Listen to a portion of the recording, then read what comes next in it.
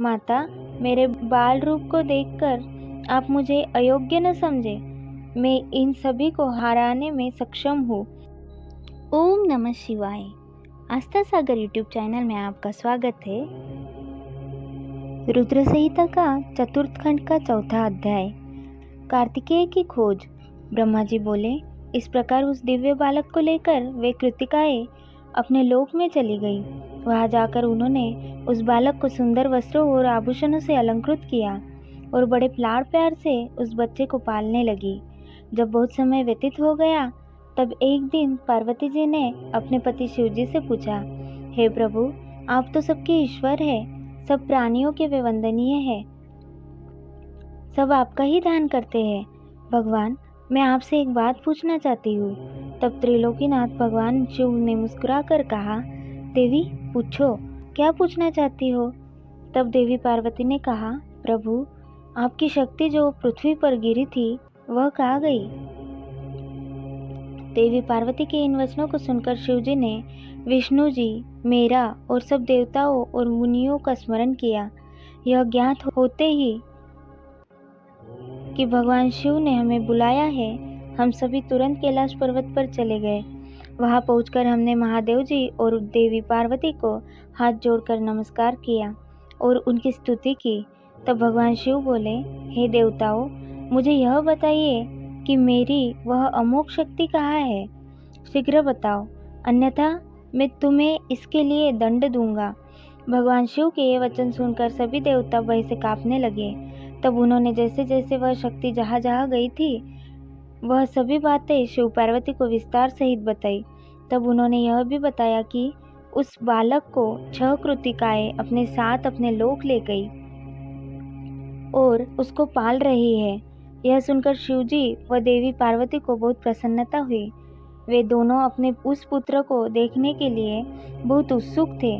तब शिव जी ने अपने गणों को उस बालक को कृतिकाओं के पास से वापस ले आने की आज्ञा दी। भगवान शिव की आज्ञा पाकर उनके वीर बलशाली गण, क्षेत्रपाल और भूत प्रेत गण लाखों की संख्या में शिव जी के पुत्र की खोज में निकल पड़े। तब उन सब ने वहां पहुंचकर कृतिकाओं के घर को घेर लिया। यह देखकर कृतिकाएं भय से व्याकुल हो गई। तब कृतिकाओं ने अपने पुत्र कार्तिकेय से कहा कि हमें चारों ओर से असंख्य सेनाओं ने घेर लिया है, अब हमें बचने का मार्ग खोजना होगा। यह सुनकर स्वामी कार्तिकेय मुस्कुराए और बोले, हे माताओं, आपको डरने की कोई आवश्यकता नहीं है। आपका यह पुत्र आपके साथ है। मेरे रहते कोई भी शत्रु इस घर में प्रवेश नहीं कर सकता। माता, मेरे बाल रूप को देखकर आप मुझे अयोग्य न समझे। मैं इन सभी को हराने में सक्षम हूँ। इससे पूर्व कि कार्तिकेय उन गणों की सेनाओं को नुकसान पहुंचाते, नंदीश्वर उनके सामने आकर खड़े हो गए और बोले, हे माताओं, हे भ्राता, मुझे संसार के संहारकर्ता भगवान शिव ने यहाँ भेजा है। मेरे यहाँ आने का उद्देश्य किसी को नुकसान पहुँचाना नहीं है। मैं तो सिर्फ आपको अपने साथ ले जाने आया हूँ। इस समय ब्रह्मा, विष्णु और शिव त्रिदेव आपकी कैलाश पर्वत पर प्रतीक्षा कर रहे हैं तथा आपके लिए चिंतित है। आप शीघ्र ही हमारे साथ पृथ्वी पर चले। आप अभी तक अपने जन्म के उद्देश्य के सर्वथा अनजान हैं।